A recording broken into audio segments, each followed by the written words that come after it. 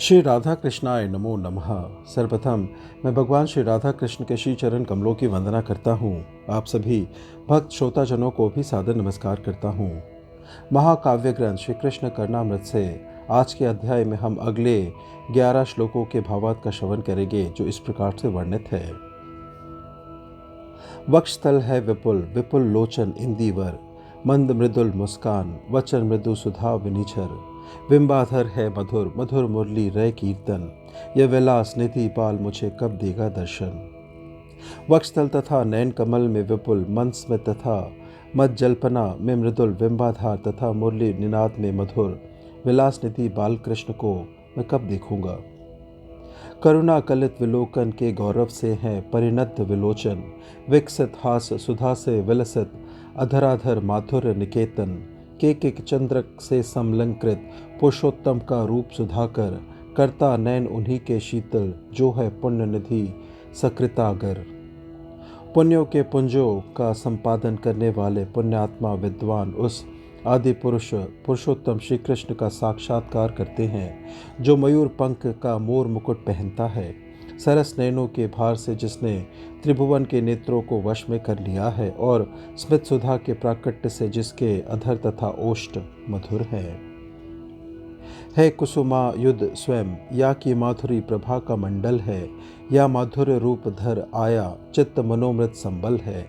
गोपी केश साधन करता, या मेरा जीवन धन है, बाल कृष्ण मेरे नैनों के लिए हो रहा अंजन है।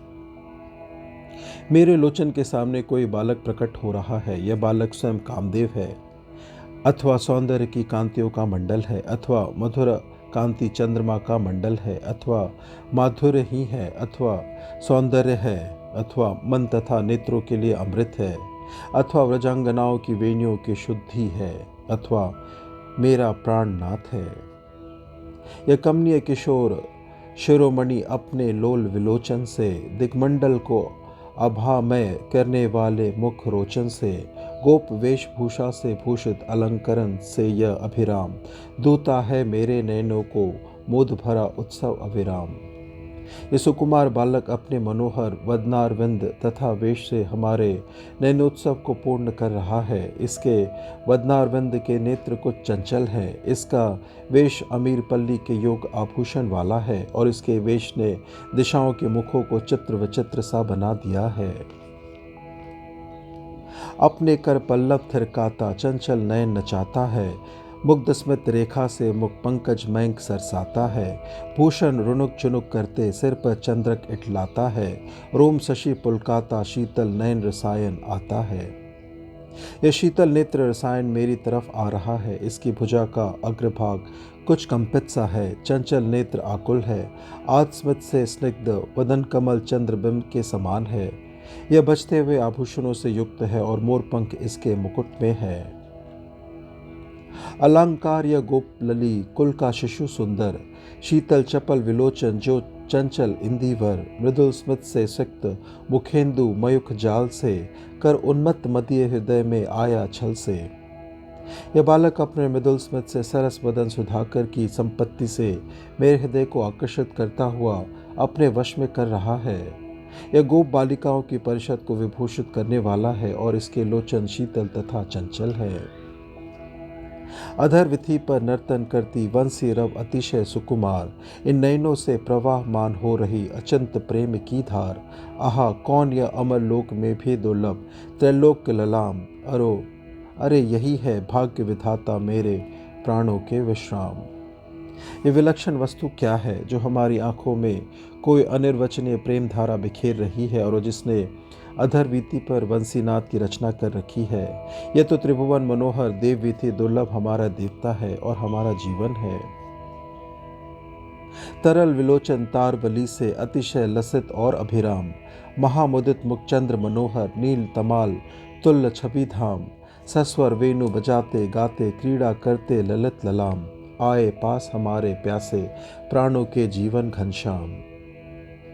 वह मेरे जीवन श्री कृष्ण मेरे सम्मुख प्रत्यक्ष है। इनका वर्ण तमाल के समान नील है, चंचल लोचनों की कनिकाओं से ये अभिराम है। चंद्रबिंब के तुल्य इनका मुख अत्यंत प्रसन्न है, और ये मुखरित वंशी के विलास से युक्त है।